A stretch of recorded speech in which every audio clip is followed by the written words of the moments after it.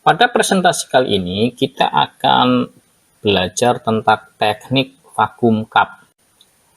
Ketika terjadi penyok pada bodi kendaraan akibat benturan tetapi belum terlalu parah, maka bagian tersebut masih bisa dikembalikan ke bentuk semula tanpa harus dibongkar.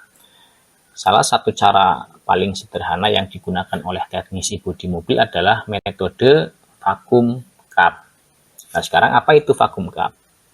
Vakum cup adalah alat berbentuk seperti cangkir karet penghisap, mirip dengan alat penyedot kaca atau pembersih wastafel. Prinsip kerjanya adalah menciptakan vakum, hampa udara tanpa antara karet dan permukaan logam, sehingga alat dapat menempel kuat, lalu digunakan untuk menarik bagian bodi yang penyok. Metode ini hanya bisa dilakukan jika logam belum melewati batas elastisitas, artinya logam masih bisa kembali seperti semula. Jika penyoknya terlalu parah, misalnya sudah membentuk sudut tajam atau lipatan, maka metode ini tidak akan efektif, dan metode lain seperti sliding hammer atau penarikan dengan las mungkin lebih efektif lah, selain vakum cup ini. Nah, sekarang langkah-langkah menggunakan vakum cup.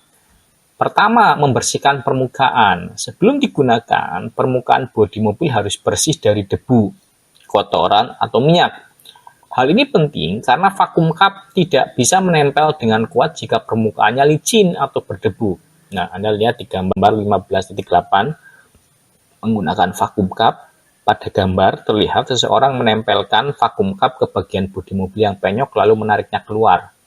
Nah, langkahnya itu tempelkan vakum cup pada bagian penyok, pastikan udara di dalam cup benar-benar keluar terhisap sempurna, tarik alat keluar ke arah luar, yaitu ke arah bentuk asli bodi. Jika dilakukan dengan benar, bagian penyok akan perlahan kembali ke posisi semula. Kemudian setelah itu menarik vakum cup. Setelah menempel kuat, tarik vakum cup secara perlahan ke arah luar. Gerakannya tidak boleh terlalu cepat agar logam tidak rusak atau melenting berlebihan.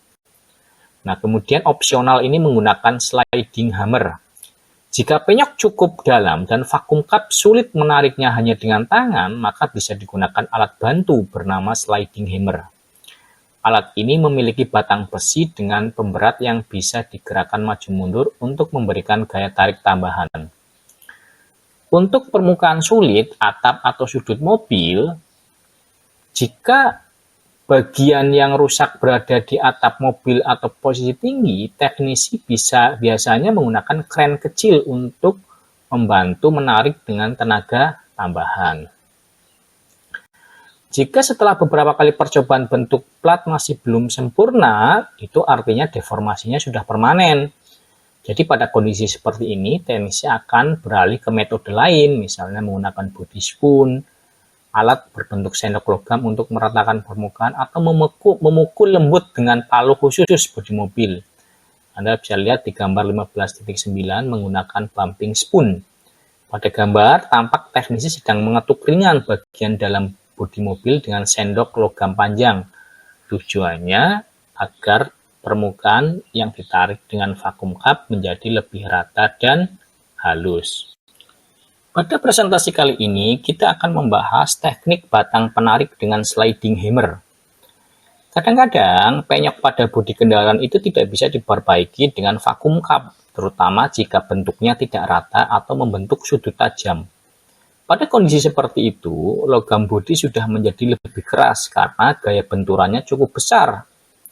Untuk mengembalikan bentuknya, dibutuhkan alat yang mampu menarik dengan tenaga lebih kuat, yaitu sliding hammer. Mengapa vakum cup tidak bisa digunakan lagi? Vakum cup hanya efektif jika bagian yang penyok masih lembut dan elastis, seperti lekukan datar. Namun, jika penyok berada pada bagian yang memiliki tekukan, lipatan, atau sudut keras, maka gaya pegas logam di area itu jauh lebih besar. Dengan kata lain, bagian tersebut itu menahan bentuknya dengan kuat sehingga perlu tarikan besar untuk mengembalikannya. Oleh karena itu, teknik batang penarik atau sliding hammer digunakan sebagai solusi. Nah, sekarang sliding hammer sendiri itu apa?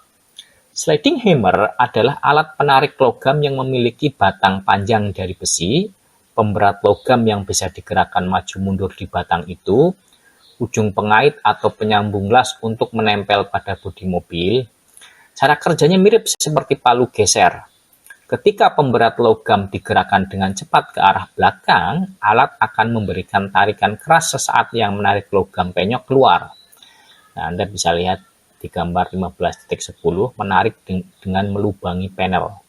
Pada gambar, terlihat teknisi membuat lubang kecil pada panel mobil yang penyok, lalu memasang ujung batang sliding hammer ke lubang itu. Setelah alat menempel, teknisi menarik batang ke arah luar beberapa kali hingga logam kembali ke posisi semula. Langkah-langkah menggunakan teknik sliding hammer. Pertama, menentukan titik penarikan. Pertama, tentukan bagian bodi yang paling dalam atau paling penyok.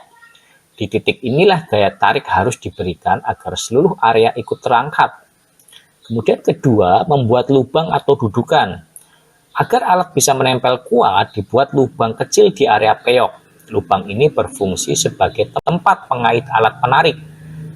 Setelah perbaikan selesai, lubang tersebut akan ditutup kembali dengan cara dilas dan didempul sehingga rata seperti semula. Kemudian menarik dengan sliding hammer. Pasang pengait alat ke lubang tersebut yang tadi kita lubangi, kemudian gerakan pemberat logam hammer dengan cepat ke arah belakang. Setiap hentakan menghasilkan gaya tarik kuat yang perlahan-lahan mengangkat logam ke posisi awalnya. Biasanya dilakukan beberapa kali hingga permukaan.